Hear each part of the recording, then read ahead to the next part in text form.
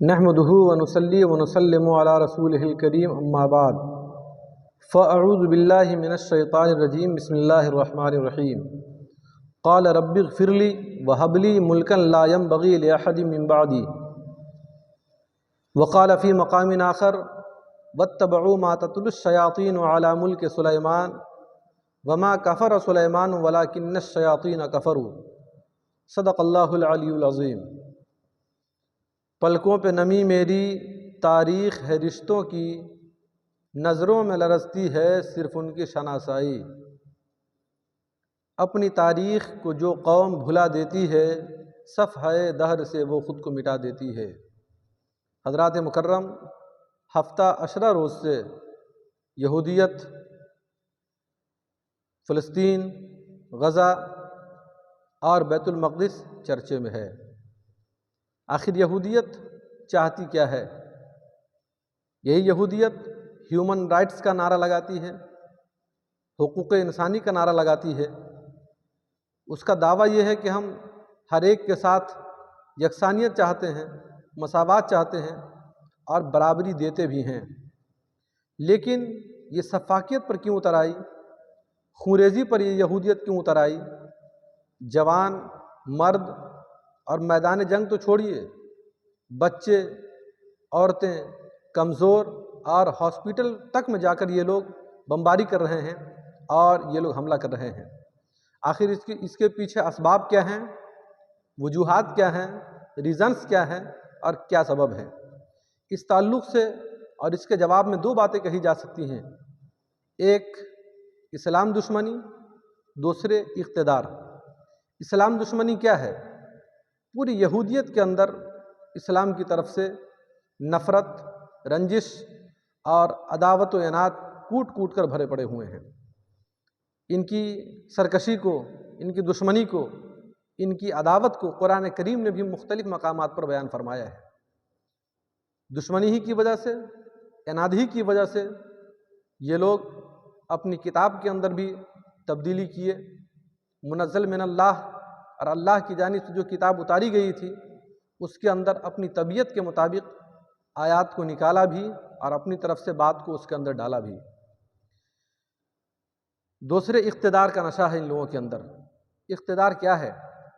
یہ لوگ یہ چاہتے ہیں کہ پوری دنیا کا کنٹرول ہمارے ہاتھ میں رہے، پوری دنیا پر ہماری حکومت کا سکہ چلے، ہماری سلطنت چلے اور ہماری بادشاہت چلے۔ اس کے لیے ان کا دعویٰ یہ ہے کہ حضرت سلیمان علیہ السلام ہمارے نبی ہیں اور انہوں نے ساری دنیا پر حکومت کیا تھا۔ یہ ہماری مذہبی کتاب کے اندر بھی موجود ہے، یہ اسلام کی کتاب قرآن کریم کے اندر بھی موجود ہے۔ حضرت سلیمان علیہ السلام نے دعا کیا تھا، رب اغفر لی وہب لی ملکا لا ینبغی لأحد من بعدی، اے اللہ میری مغفرت فرما اور مجھے ایسی بادشاہت عطا فرما، ایسی سلطنت عطا فرما جو کسی دوسرے کے لیے زیبا نہ ہو، یعنی وہ اس سلطنت میں اور اس بادشاہت میں تنہا ٹھہروں۔ ایک نبی کی دعا اللہ رب العزت کی بارگاہ میں پہنچی، اللہ نے اسے شرف قبولیت سے مشرف فرمایا۔ ہماری مذہبی کتاب بھی کہتی ہے اور اسلام کی کتاب قرآن مقدس کے اندر بھی ہے کہ حضرت سلیمان علیہ السلام اپنے معجزات کے طور پر بیان فرماتے ہیں کہ مجھے چرند و پرند کی بولی کا علم دیا گیا، میرے لیے ہوا مسخر کر دی گئی، انسان کے ساتھ ساتھ جنات پر ہماری حکومت کر دی گئی۔ یعنی اس طریقے سے حضرت سلیمان علیہ السلام کی حکومت قائم ہوئی۔ سلیمان علیہ السلام ہمارے نبی ہیں، لہٰذا یہودی یہ کہتے ہیں کہ اگر ہمارے نبی سلیمان علیہ السلام ہے، ان کی خصوصیت یہ تھی، ان کا امتیاز یہ تھا، ان کی کیفیت یہ تھی کہ وہ ساری دنیا پر حکومت کیا کرتے تھے، لہٰذا ہم بھی ساری دنیا پر حکومت کریں گے۔ اس کے لیے یہ لوگ ہر وہ کام کرنے کے لیے تیار ہو گئے جو ان کے حکومت کے قائم رکھنے کے لیے ضروری تھا۔ اگر اسلامی کوئی تاریخ سامنے آ گئی جس کی وجہ سے ان کی حکومت کو خدشہ لاحق ہوتا ہو، ان کی حکومت کو خطرہ لاحق ہوتا ہو، تو ان لوگوں نے اسلامی تاریخ کو مٹا دیا، اسلامی عمارتوں کو مٹا دیا۔ اس کے لیے سب سے اہم سوال جو ہے وہ بیت المقدس ہے۔ بیت المقدس حضرت سلیمان علیہ السلام اور حضرت داؤد علیہ السلام نے اس کی باضابطہ طور پر تعمیر فرمائی۔ اگرچہ صحیح بات تو یہ ہے کہ بیت المقدس کی بنیاد حضرت سلیمان نے نہیں رکھی، حضرت داؤد نے نہیں رکھی، بلکہ حضرت یعقوب علیہ نبی جناب علیہ الصلاۃ والسلام نے رکھی تھی۔ جیسا کہ حدیث پاک سے واضح ہوتا ہے کہ اللہ کے نبی علیہ الصلاۃ والتسلیم سے حضرت ابو ذر غفاری نے پوچھا، یا رسول اللہ سب سے پہلی مسجد کون سی بنی؟ آپ نے فرمایا خانہ کعبہ۔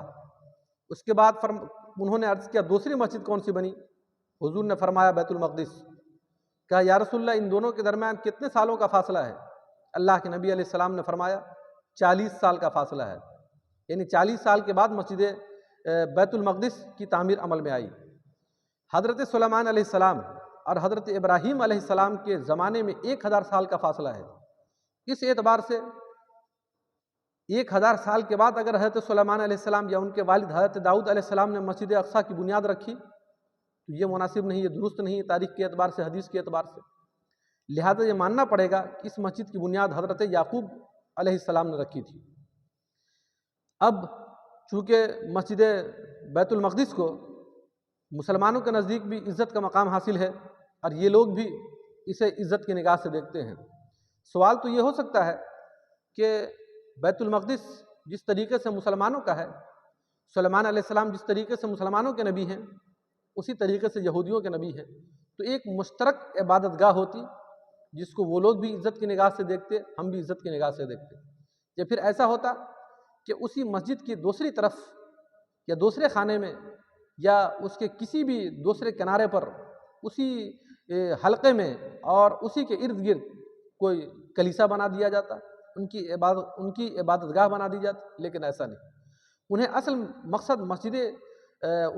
کا اصل مقصد بیت المقدس کی مسماری نہیں ہے، اس کو منہدم کرنا نہیں ہے، بلکہ بیت المقدس تو صرف ایک بہانہ ہے، اس کے پیچھے کچھ اسباب ہیں۔ بیت المقدس کے ڈھانے کی بات کیا ہے؟ اس کے لیے ان لوگوں نے بیت المقدس کی اہمیت کم کرنے کے لیے باہر سے دوسرے ملکوں سے جانے والے زائرین مسلمانوں کو بتایا قبۃ الصخرہ دکھا کر کے کہ یہ بیت المقدس ہے اور یہی مسجد اقصیٰ ہے، تاکہ مسلمانوں کا ذہن جب تذبذب کا شکار ہو جائے، جب مسلمانوں کا ذہن تشکیک میں پڑ جائے، جب مسلمانوں کے ذہن کے اندر شک پیدا ہو جائے تو اس جگہ کی اہمیت کم ہو جائے گی، اس کے بعد ہم اس پر حملہ کریں گے تو مسلمان دنیا کے دوسرے ممالک سے اور کونے کونے سے اٹھ کر اس کی عظمت کے لیے نہیں لڑیں گے۔ ان لوگوں نے کارنامہ انجام دیا۔ اب اصل مقصد جو بیت المقدس کے ڈھانے کا ہے وہ کیا ہے؟ اس کے تعلق سے دیکھیں آپ، اصل مقصد ان کا کیا ہے؟ قرآن کریم فرماتا ہے وَاتَّبَعُوا مَا تَتْلُو الشَّيَاطِينُ عَلَىٰ مُلْكِ سُلَيْمَانَ وَمَا كَفَرَ سُلَيْمَانُ وَلَٰكِنَّ الشَّيَاطِينَ كَفَرُوا، کہ حضرت سلیمان علیہ السلام کی حکومت اور بادشاہت پوری دنیا پر تھی۔ قرآن کریم بیان فرما رہا ہے چرند پر، پرند پر، انسان پر، حیوانوں پر تھی۔ ہوا ان کے لیے اللہ تعالیٰ نے مسخر فرما دیا تھا۔ اب حضرت سلیمان علیہ السلام کے زمانے میں بابل سے لے کر نینوا تک جادو کا زور تھا، جادو کا شہرہ تھا، لوگ جادو سیکھتے تھے۔ حضرت سلیمان علیہ السلام نے لوگوں سے کہا کہ تم لوگ جادو چھوڑ دو، مجھ پر ایمان لاؤ اور اللہ کی وحدانیت کا اقرار کرو۔ جو لوگ مان گئے وہ لوگ مان گئے، جن لوگوں نے انکار کیا حضرت سلیمان علیہ السلام نے ان کو سخت سزائیں دی اور کڑی سزائیں دی۔ اس کے بعد ان کے وہ جنتر منتر اور ٹوٹکے کو لے کر کے اپنی کرسی کے اندر انہوں نے دفن کر دیا۔ حضرت سلیمان علیہ السلام کی وصال کے بعد شیطان نے اس کو نکالا اور لوگوں کے درمیان کہا یہی وہ جنتر منتر ہے، یہی وہ چیز ہے، یہی وہ پتھر ہے جس کی وجہ سے سلیمان تم پر حکومت کر رہے تھے، پوری دنیا کے چرند و پرند پر حکومت کر رہے تھے، ہوا ان کے لیے مسخر کر دی گئی تھی۔ اب لوگوں کے سامنے یہ بات رکھی، اب حضرت سلیمان علیہ السلام کے تعلق سے شیطان نے لوگوں کے ذہن کے اندر ڈالا کہ وہ اکیلے حکومت کر کے چلے گئے اور تمہیں بے یار و مددگار چھوڑ دیا۔ اب ان لوگوں نے حضرت سلیمان علیہ السلام کو برا بھلا کہنا شروع کر دیا، یہ کیسا آدمی ہے جو خود تو سلطنت کر گیا اور ہمیں بے یار و مددگار چھوڑ گیا۔ اب ان لوگوں نے حضرت سلیمان علیہ السلام کو لعنت ملامت کرنا شروع کر دیا۔ عجیب تماشا ہے کہ یہی لوگ حضرت سلیمان علیہ السلام کو لعنتی ملامتی قرار دیتے ہیں اور پھر ان کے وراثت کو پانے کے لیے اور کہتے ہیں کہ بادشاہت ان کی وراثت میں ہمیں ملی ہے تو ہم بھی ساری دنیا پر کنٹرول رکھیں گے، اختیار رکھیں گے۔ یہ عجیب تماشا ہے۔ ایک زمانہ تک یہی چلا آتا رہا، لیکن قرآن کریم نے سلیمان علیہ السلام کی عظمت کو دنیا کے سامنے رکھا۔